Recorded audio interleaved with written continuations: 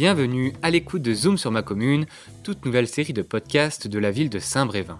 Dans cette émission audio, Maryvonne, l'experte en histoire brévinoise, nous aide à mieux connaître et comprendre les particularités de la commune, ses curiosités et son héritage historique. Dans cet épisode, grand zoom sur les mégalithes. Mystérieux, énigmatique, étrange, intrigant, nombreux sont les termes qui peuvent définir les mégalithes dispersés à travers la commune de Saint-Brévin.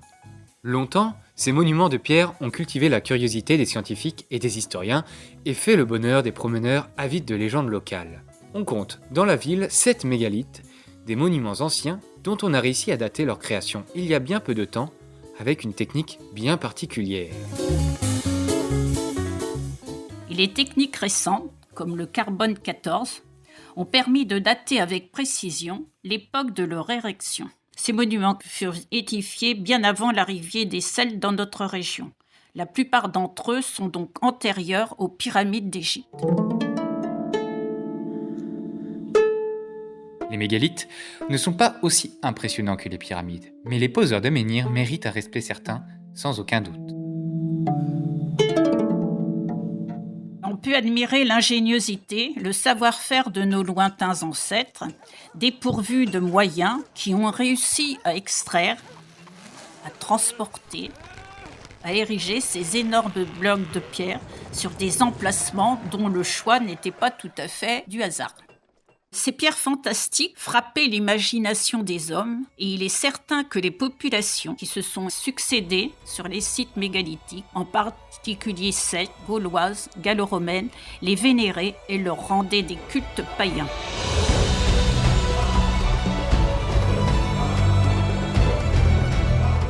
Certaines légendes et superstitions attachées aux mégalithes sont parvenues jusqu'à nous. Les fées, le diable, les nains, les géants, et Gargantua en particulier, ont marqué de nombreuses pierres. Et justement, la première pierre que l'on aperçoit en arrivant par le nord à Saint-Brévin-les-Pins, c'est celle de Gargantua. Située dans le pré de Mindin, un conte bien particulier résonne au cœur de la structure en granit. Un conte légendaire que Maryvonne va nous raconter.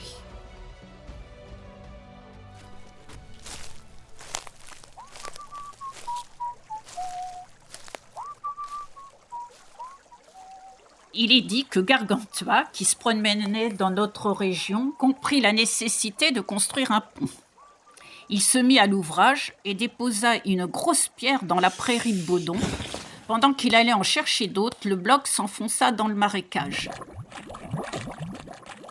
À son retour, il ne put le déterrer. Furieux, il sema à la volée les pierres qu'il rapportait et qui sont les autres menhirs, et après cet effort, il se soulagea dans l'estuaire, ce qui provoqua un raz-de-marée.